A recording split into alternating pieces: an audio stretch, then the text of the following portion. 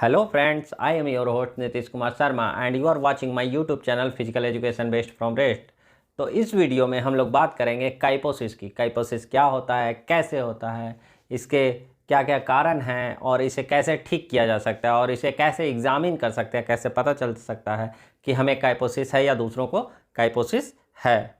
तो चलिए हम लोग शुरू करते हैं, लेकिन शुरू करने से पहले मेरे YouTube चैनल को आप सब्सक्राइब कीजिए, लाइक कीजिए और ज़्यादा से ज़्यादा शेयर कीजिए। और कोई भी क्वारीज हो, कोई भी आपके मन के अंदर अगर परेशानी हो या फिर इस टॉपिक से रिलेटेड, तो मेरे कमेंट सेक्शन में ज़रूर कमेंट कीजिए। तो चलिए शुरू करते हैं।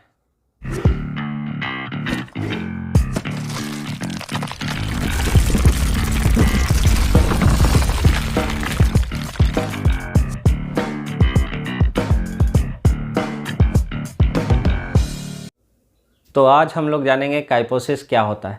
काइपोसिस जानने से पहले हम लोग थोड़ा स्पाइन के बारे में जानते हैं, यानी रीढ़ की हड्डी, क्योंकि यह काइपोसिस इसी से संबंधित बीमारी है।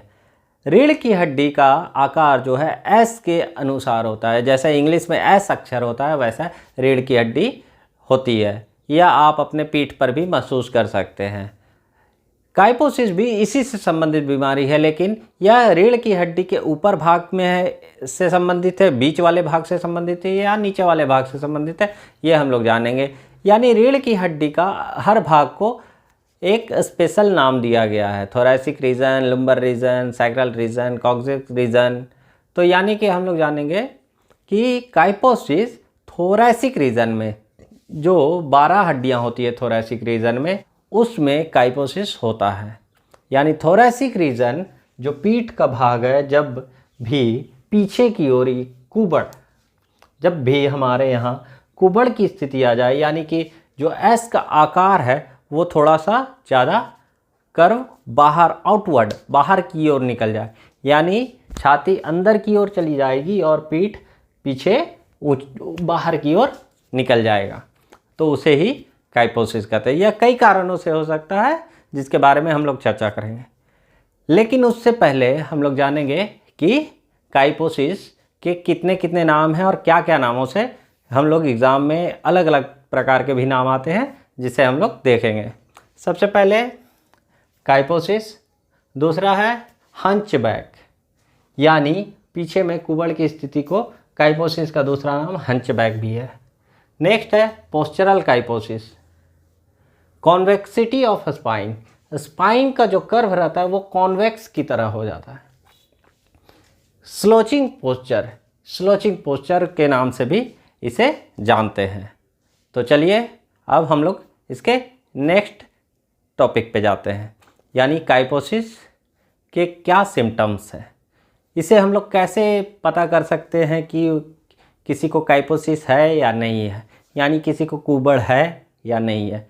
याद रखिएगा एक बात, यह पीठ के ऊपरी भाग में होता है, यह थोरैसिक रीजन में होता है। काइपोसिस के बहुत सारे सिम्टम्स हैं।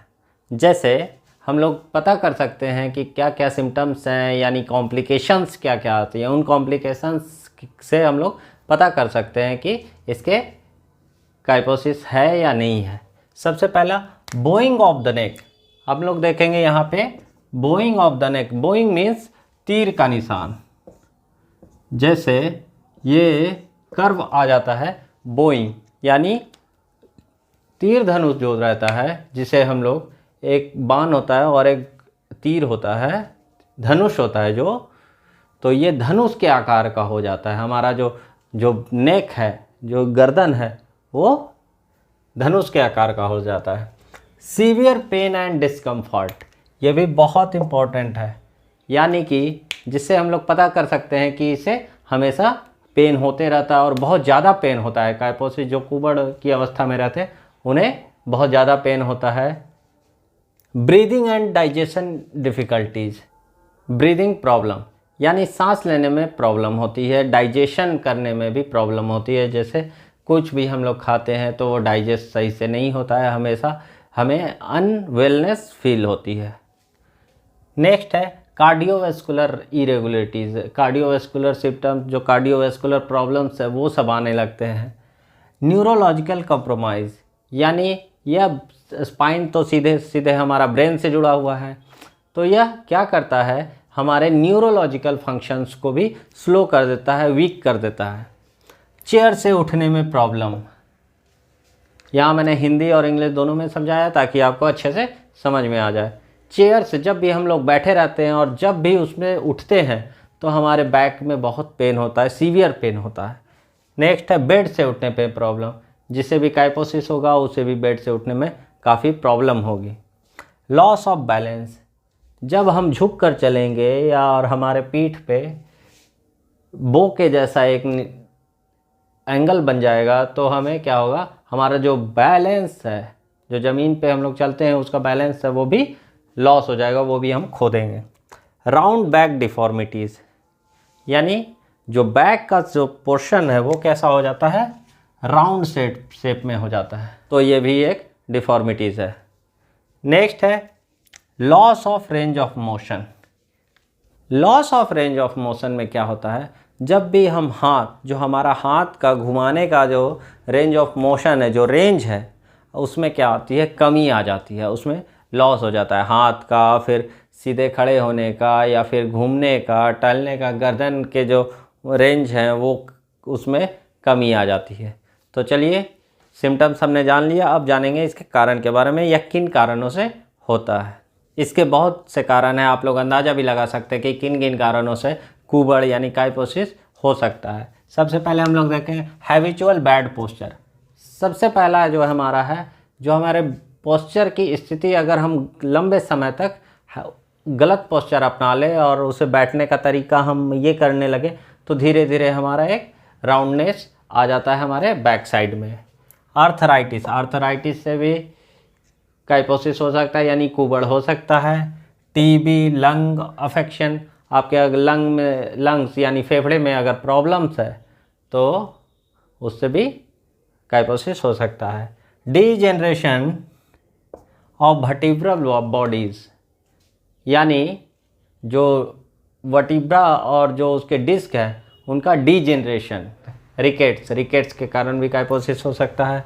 ऑस्टियोप्रोसिस, ऑस्टियोप्रोसिस क्या है, ऑस्टियोप्रोसिस बोन की डेंसिटी का कम होना, यानी हम लोग एक तरीके से देखते हैं, ये हमारा बोन है, मान लेते हैं ये बोन है, इसमें जो कॉलम है या फिर जो बोन की जो डेंसिटी है वो क्या है, दूर दूर है, और इसमें हम लोग मान लेते हैं ये बहुत ही नज़दीक में है। तो यानी कि ये वाला जो गैप एरिया बढ़ रहा है इसे ही लॉस ऑफ डेंसिटी बोलते हैं, जिसे ऑस्टियोप्रोसिस कहते हैं। या हड्डियों में अगर ये ऐसा पाया जाता है तो ये ऑस्टियोप्रोसिस के नाम से जाना जाता है। इंजरीज़, चोट लगने के बाद भी आपको काइपोसिस हो सकता है। वीकनेस, आप अगर कमज़ोर हैं तो भी हो सकता है। एक्सीडेंट के बाद भी हो सकता है। इम्प्रॉपर क्लॉथिंग, अगर आपने बहुत अधिक समय तक, लंबे समय तक गलत कपड़े पहने हैं जो आपको नहीं पहनने चाहिए, उससे भी बहुत ज़्यादा टाइट पहने हैं, उससे भी आपको काइपोसिस हो सकता है। ओवरलोड के कारण, ओबेसिटी, अगर बहुत अधिक मोटे हैं तो उससे भी काइपोसिस हो सकता है। लैक ऑफ एक्सरसाइज, एक्सरसाइज अगर आप नहीं करते हैं तो काइपोसिस हो सकता है, इसीलिए कहा गया है रोज़ एक्सरसाइज किया कीजिए। इम्प्रॉपर डेवलपमेंट ऑफ बोन, अगर आपके बोन प्रॉपर डेवलप नहीं है, अच्छे तरीके से नहीं बढ़े हैं, तो उससे भी काइपोसिस हो सकता है। तो चलिए अब हम लोग बात करेंगे इसके टाइप्स के। इसके कितने टाइप्स हैं काइपोसिस? 5 प्रकार के होते हैं। कई किताबों में 4 प्रकार के भी देते हैं, कहीं पे 6 भी देते हैं, लेकिन यहाँ मैंने सारे को इकट्ठा करने की कोशिश की है। चलिए देखते हैं। सबसे पहले पोस्चरल काइपोसिस, सरमैन्स काइपोसिस, कॉग्निटल काइपोसिस, न्यूट्रिशनल काइपोसिस, पोस्ट ट्रॉमेटिक काइपोसिस और हाइपर काइपोसिस। तो हम लोग बात करते हैं सबसे पहले पोस्चरल काइपोसिस की। पोस्चरल काइपोसिस एडोलेसेंट पीरियड में गर्ल्स और बॉयज़ दोनों में देखा जाता है, लेकिन सामान्यतः यह गर्ल्स में ज़्यादा होता है अकॉर्डिंग टू बॉयज़।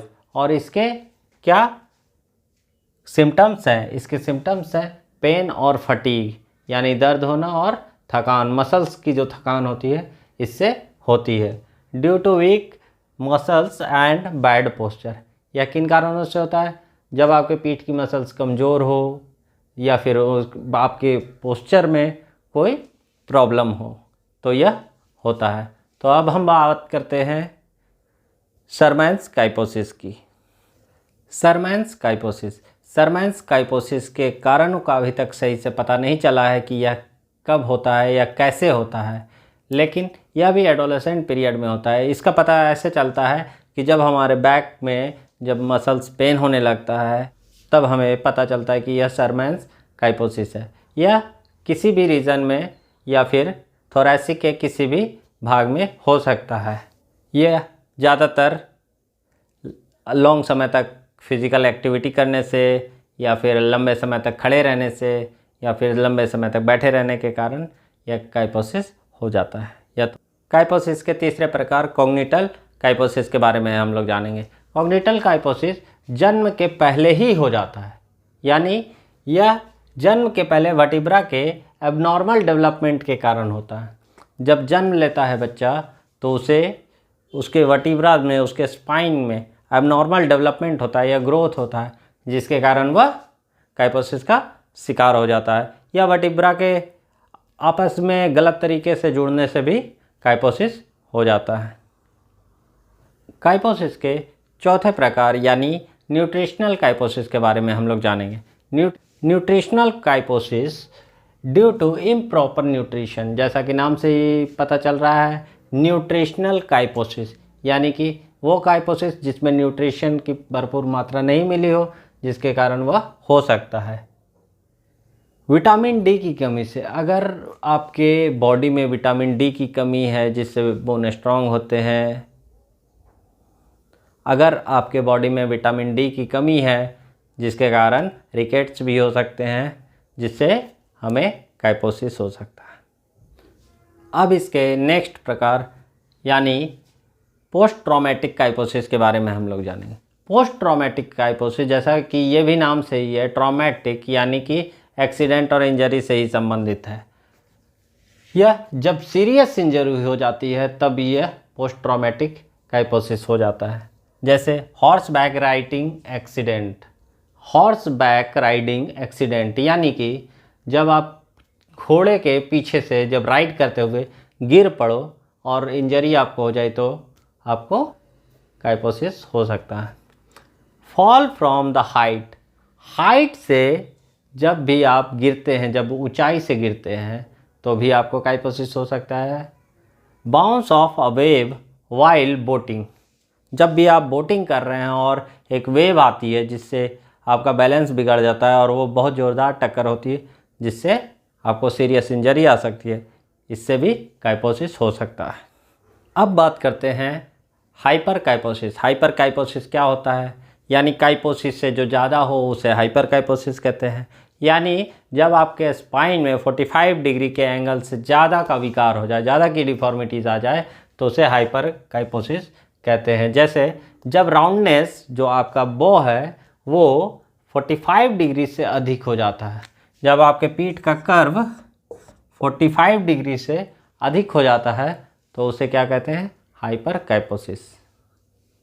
अब हम लोग बात करते हैं इसके मैनेजमेंट की। काइपोसिस का मैनेजमेंट कैसे किया जाए? काइपोसिस का मैनेजमेंट हम लोग पेन मैनेजमेंट यानी आइस हीट और भी कई तरीके हैं जिससे हम लोग दर्द को दूर कर सकते हैं और काइपोसिस को कम कर सकते हैं।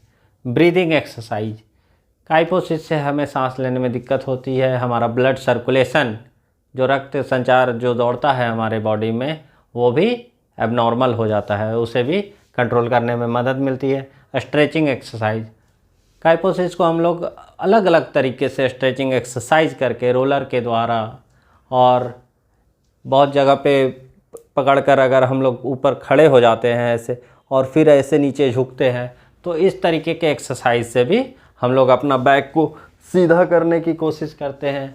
इससे भी हम लोग इसके एक्सरसाइज से हम लोग अपने काइपोसिस को ठीक कर सकते हैं या फिर डॉक्टर की मदद लेकर।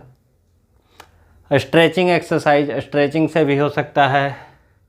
सेल्फ मोबिलाइजेशन टेक्निक, अपने बॉडी के जॉइंट को या फिर जो वर्टिब्रास के जॉइंट्स हैं उनमें सेल्फ मोबिलाइजेशन टेक्निक के द्वारा उसमें मोबिलाइजेशन हम लोग क्रिएट कर सकते हैं और फिर से हम प्रॉपर फंक्शनिंग में आ सकते हैं। ब्रशेज़, बहुत तरह के ब्रशेज़ मिलते हैं जिसे हम लोग बेल्ट कहते हैं, जो चेस्ट के बेल्ट रहते हैं, पीठ के बेल्ट रहते हैं। उन बेल्ट के द्वारा, उन ब्रशेज़ के द्वारा हम लोग अपने शोल्डर को सीधा रख सकते हैं, चेस्ट को आगे कर सकते हैं। तो इससे भी हमारा क्या होता है, काइपोसिस ठीक हो सकता है। अब हम लोग ये जानेंगे कि इसे पता कैसे करते हैं कि काइपोसिस है किसे। आधा तो आप लोग जान ही चुके होंगे कि कैसे पता चल जाएगा, कुबड़ कैसे पता चल जाता है, वो देखकर ही पता चल जाता है। लेकिन और भी कई तरीके हैं जो मेडिकल में, जिससे हम लोग पता कर सकते हैं। सही तरीके से कैसे हम लोग पता लगा सकते हैं कि हमें काइपोसिस है या नहीं है, तो चलिए देखते हैं।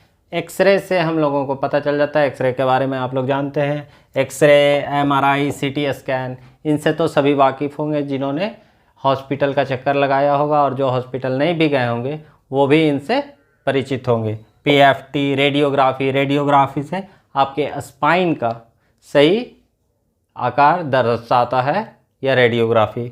External examination in sagittal plane, हम काइपोसिस को किस प्लेन में हम लोग दर्शा सकते हैं, किस प्लेन से हम लोग चेक कर सकते हैं, आँखों के द्वारा हम लोग कैसे देख सकते हैं। सेजिटल प्लेन में हम लोग आँखों के द्वारा हम लोग सेजिटल प्लेन से हम लोग देख सकते हैं कि वो काइपोसिस है या नहीं है। पीठ के पीछे इतना बड़ा कुबड़ निकल जाता है या थोरैसिक रीजन में होता है। इसे विभिन्न प्रकार से चेक किया जा सकता है। इसके 5 या 6 प्रकार होते हैं, जैसा मैंने आपको बताया है। तो चलिए आज का सेशन हम लोग यहीं ख़त्म करते हैं। तो आशा है कि आपको यह वीडियो बहुत अच्छा लगा होगा। अगर आपको कोई भी क्वेरीज है, प्रॉब्लम है, तो मेरे कमेंट सेक्शन में ज़रूर कमेंट कीजिए और ज़्यादा से ज़्यादा शेयर कीजिए। Thank you.